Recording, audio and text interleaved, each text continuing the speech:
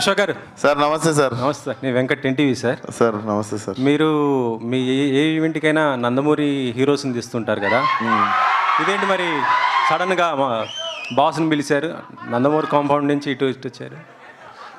కంపౌండ్లు మీరు వేసుకుంటారు, మాకున్న కంపౌండ్ ఒకటే, మా ఇంటి కాంపౌండ్. ఇక్కడ కంపౌండ్ ఏం లేదు, ఇండస్ట్రీ అంతా ఒకటే. And boss is boss. And మేము అభిమానించేటోళ్ళు ఉంటారు.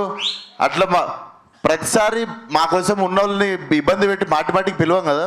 అండ్ దీంట్లో మాకు ఫ్యూచర్ ప్రొడ్యూసర్ రిలేషన్ ఉండొచ్చు, మా రిలేషన్ ఉండొచ్చు. అండ్ మా నాన్నకి చిరంజీవి గారికి రాజకీయాల టైం నుండి పరిచయం ఉంది. సో ఆ టైంలో మా డాడీ ఎమ్మెల్యే కంటెస్టెంట్ మలక్పేటలో. He was always like well wisher since when I was kid. So రావడానికి 1000 కారణాలు ఉంటాయి. మీరేయకుండి కాంపౌండ్లు. ఆల్రెడీ అనవసరంగా లేని వాటికి అందరూ హేట్రేట్లు పెంచుకొని ఒకరినొకరు ఏవేవో అనుకుంటారు. మీరు ఇంకా ఇట్లాంటివి డైల్యూట్ చేయండి, కానీ మీరు వచ్చి మళ్ళీ ఇంకొకటి పెట్టకండి మొదల. This is very clean place. మా అందరం చాలా మంచి ఇంటెన్షన్తో ఒక సినిమాని ప్రమోట్ చేసుకోవడం కానీ, ఫంక్షన్ పిలవడం కానీ, చాలా పెద్దరిగా చాలా మర్యాదతో మేము పిలుస్తాం. మీరు వచ్చి దాన్ని మెల్లగా దాంట్లో ఏం వేయకూరు దాంట్లో, అంతే. ఓకే సరే.